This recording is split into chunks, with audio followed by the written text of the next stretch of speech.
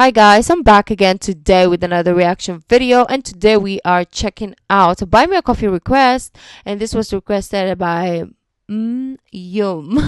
Thank you for your request, and if you want a priority request, check out the description for a Buy Me a Coffee link so that your request will be bumped up to the top and we can ignore the rest of the no, just kidding.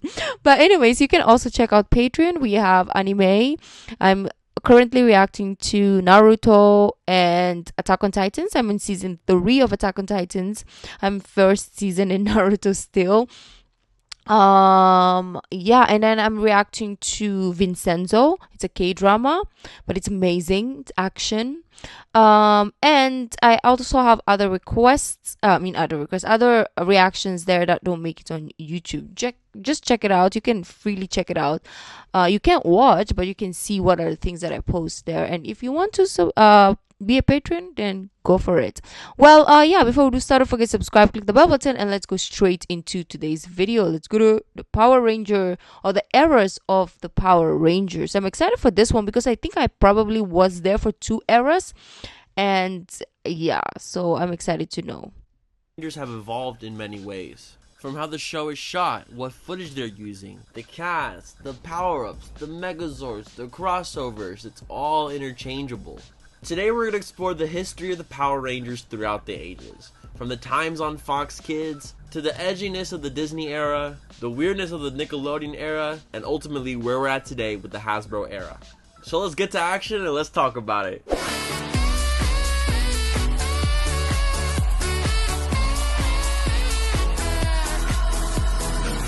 Yo, what's up everybody, it's Este here, and let's tap into the eras of Power Rangers.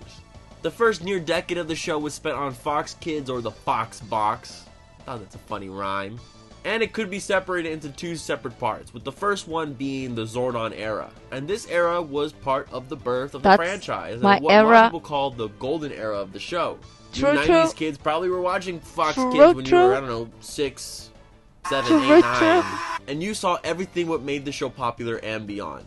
Like the making of the team, the battles with the Green Ranger, the changing of the Zords, the White Ranger, the power transfer, the destruction of the Thunder Zords, Ninja and the Ninjetti modes, Kimberly leaving, the Rangers turning into kids, and being saved by aliens, the destruction of the command center, the Zeo Crystal, the new powers, Tray of Triphoria, the leaving of Billy, the new Turbo Team, the new Kid Ranger, the new team of Rangers, the send off to space, the hunt for Zordon, leading up to Zordon ultimately being destroyed at the end of this era. Phew, that was a lot. I don't remember, but I think a lot of stuff got destroyed in this era. So if you didn't catch on by now, this era includes all 3 of the original seasons of Mighty Morphin Power Rangers, plus the 10-episode mini-series Mighty Morphin Alien Rangers, the sequel series Power Rangers Zeo, the one about cars, Power Rangers Turbo, and the one where they go to space, Power Rangers in Space. The unique thing about this era is that all these seasons were connected in some way really directly. They led on to each other, and we saw the team getting new powers, new megazords, new weapons, and new villains along the way. While other aspects of the show, the stuff around them stayed the same. Like them, being teenagers with attitude. They would have communicators, they would talk to an alpha robot. They could teleport, and they usually have a mentor who's in a tube, like Zordon or Demetria. And if you didn't catch on, Zordon is the anchor that held this era down. While being a mentor only for the first 4 seasons, even after the fact in Turbo and beyond, he became a very important character in the main story. And his death ultimately ended up sending out what is called a Z-wave that cleans up and washes all the evil in the world. All the monsters will disappear into dust, and all the humanoid ones will, be nice, clean humans. Squeaky clean. There was also a lot of characters that carried over from season to season. Miss Appleby or Ernie from the Juice Bar, and our favorite comedic duo, Bulk and Skull. This is also the era with the largest episode count, clocking in at nearly 293 episodes. That's almost 300. Even I don't understand how popular this show had become. I learned on Twitter the other day that in the share of all the stuff that boys were liking, in 1993, when Power Rangers came out, they took over 50% of that share. Half of every boy in America wants to be a Power Ranger.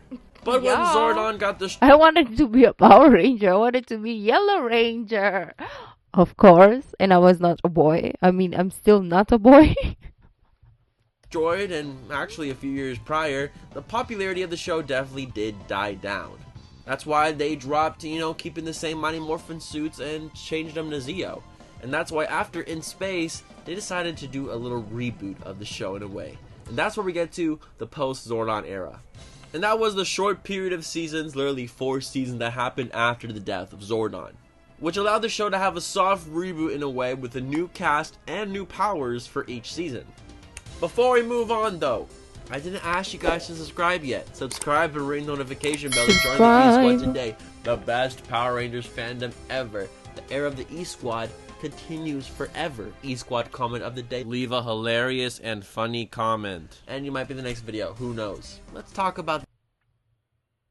Leave a hilarious and funny comment. And you might be the next video. Who knows? Let's talk about these eras again. Lost Galaxy started this era off, and it was kind of an epilogue for In Space in a way, taking place after the events of the show, while also having connections like the Astro Megaship and Corone, who was the villain of the previous season, and now a Pink Ranger. Lightspeed Rescue was the first show to be completely independent from the past series, and instead of having teenagers with attitude, we would get young adults in the public service area. So imagine like doctors and firefighters. Oh, I don't think I was there for this era then. It was also the first show to have its own original Ranger, the Titanium Ranger. Time Force was focused on a team from the future, and Wild Force, even they had similar names. Oh, I probably might be at Wild Force. I don't know. I don't remember exactly, but I probably stopped during this era. Of course, I was growing up, and also I don't think I was watching TV anymore. But I kind of like remember this Wild Force for some reason. It was about, wild animal Zords. This era also popularized the team-up, the crossover.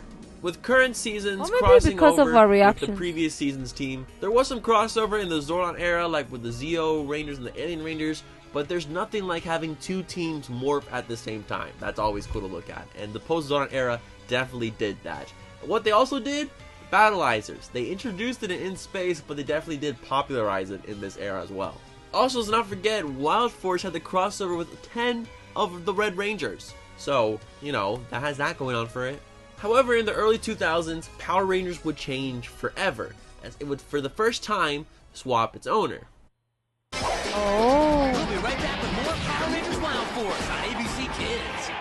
But before we move on, I need to know, comment question of the day, what was your first ever Power Ranger series that you've ever seen? And which era was that in? Mine was the Disney era, I don't Power remember. Rangers SPD. I know we're about to get into it. Let me know in the comments down below. Leave a like to lock in your answer. I don't know which one was the first ever that I watched, but I know it's from the first era, like the 90s, of course. 1,500 likes, I'll do more videos. You see this? Business negotiation. Business negotiation. We're back We with need to more eat. Power Rangers Wild Force on ABC Kids. In 2001, the Walt Disney Company bought the Fox Family Corporation, which included Fox Kids and Power Rangers. And that brings us to the Disney era. And even though some people think Wild Force is in this era, I personally think it's kind of like a tail end of the previous era. Ninja Storm is where we see the show completely change, really. They went from California to New Zealand to make the show cheaper, and with that we have a lot of new changes to the cast and crew as well. This era included shows like Ninja Storm, Dino Thunder, SPD, Mystic Force, Operation Overdrive, Jungle Fury, and RPM. This era also had a lot shorter episodes. We started off at 38 at the beginning of this era, but by the end, each season was about 32 episodes long. This era also had a good chunk of original villains as well, like Lothor, Methagog, Grum. But sadly we lost the team-up crossovers, which ended after SPD. And the show was now kind of spread out into multiple networks. You can watch it on prime time over on Jetix. They would have reruns over on Toon Disney, but also Jetix would have a blog on ABC Family where you can watch it as well in the mornings. Or if you don't have any of that and just have satellite, you can watch it on ABC Kids on your local ABC station every Saturday. A really cool thing about this era though is that they did have reruns of the previous Power Rangers seasons on Jetix and Toon Disney under the name Power Rangers Generations, which for a lot of people in the 2000s was a great way to be introduced to the past of the Power Rangers. And this era is definitely my favorite era. We had Ninja Storm that bought over an opposing crew of Rangers with the Thunder Team, the return of Tommy and Dino Thunder, the creative futuristic world of SPD, Oh my God, and the they're so first girl old. Red Ranger of the evil A Squad. Mystic Force had capes, love that. Operation Overdrive celebrated the 15th anniversary with Once a Ranger, with Jungle Fury having bike-exclusive modes and RPM that's being cool, set in an though. apocalyptic future. This era ended in 2010 because Disney just didn't want to make any more Power Ranger seasons. They decided to do reruns of the first seasons of Mighty Morphin, just adding some comic book effects about them. Saban doesn't count this as an official season, and I won't either. So in 2010, the show was picked up by its original owner, Haim Saban. Now the owner of Saban Brands, a brand new company, moved the show to Nickelodeon, and now we have the Neo Saban era. Starting in Yeah, 2011, the Power show Rangers moved was over to moving- Nickelodeon, and now we had 20 episodes each season. That's just the rule Nickelodeon placed on Power Rangers. So what Saban did, just to make one team not last only 20 episodes, they split every series into two. Basically, two separate seasons spread across 2 years. But sadly, it also means that even though this era lasted like 8 years, we only really had 4 series. Samurai, Megaforce, Dino Charge, and Ninja Steel. All with their own super seasons, so technically this is the longest era because we did have 8 seasons, but there was only 176 episodes in this era. Each season had toy gimmicks to make the kids come back every year for more. Samurai gave fans Nickelodeon the for return you. of Bulk and now Skull's son Spike. Oh, wow. But also shortly bought back the team up because we did have an RPM team up with just one Red Ranger, okay? As well as our first girl Red Ranger, being the Red Ranger's brother. Megaforce and Super Megaforce had 2 different power sets, making it an also confusing season. Also, it was the 20th anniversary. Legendary Battle. Disappointment. Dino Charge gave fans a really good first season, while Dino Supercharge was very lacking in the second season. Even if the show had 10 Rangers, it was a lot to juggle. However, it did give us Sledge, an American exclusive villain who became quickly a fan favorite and appeared in multiple seasons after that. And then we have Ninja Steel, which ultimately for me was pretty boring, but hey, Dimensions in Danger, that happened. However, Saban Brands couldn't really do much with the show. We also got a movie out of this era, the Saban's Power Rangers 2017 movie, but that flopped, and so Saban took a big L with that one and basically sold the franchise and the toy license over to Hasbro. And that's where we are today, ladies and gentlemen. We're in the Hasbro era. Starting in 2019, the show continued to air on Nickelodeon until 2021 because, we had some previous contracts to honor, like Knights. The Knights of Chinalang. But each season still got 20 episodes, even when we moved the show over to Netflix later on. Also, technically 22 episodes, because there's always a Halloween episode or a Christmas episode. But the Hasbro era actually made those 2 extra episodes and implemented them in the storyline correctly. Beast Morpher gave us an adaptation of a show made several years prior, but gave us the comeback of the original Red Ranger Jason. I really like this because it's, of course, modern.